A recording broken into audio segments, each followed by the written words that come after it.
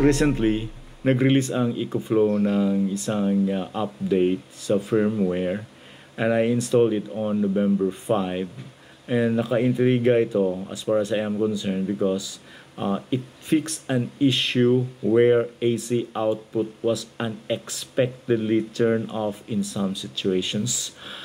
Alam nyo, kung napanood yung mga previous videos ko, ito yung issue ko dito sa River 3 Plus kasi pag gagamitan ko ng water pump, ng coffee maker, ng egg boiler, nagta-turn off yung AC out niya, nagsha-shut off.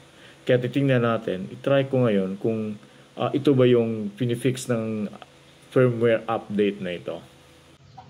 So ngayon, nakasaksak ang aking water pump at ang aking outdoor outlets. Ito siya dito sa aking bagong panels kasi sineseparate ko na talaga yung water pump in preparation sa aking paglagay ng power station sa old panel. Okay, so try natin i-transfer kung gagana na ba after the firmware update ng EcoFlow.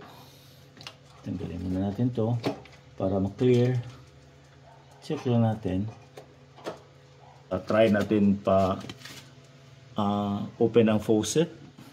Na-on ko na ulit yung smart switch doon sa water pump. Titingnan natin kung hindi ba siya mamamatay ang aking power station.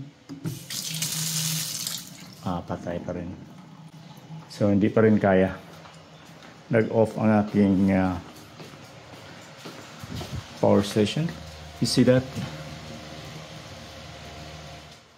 So yung load natin ngayon ay nasa 60 watts. Itong ating egg boiler ay nasa 300 watts lang. Then ang ating power station is kaya niya hanggang 600 watts. So titingnan natin kung okay na ba siya ngayon. Kaya na ba niyang gamitin natin ang ating egg boiler after the firmware update. Patay.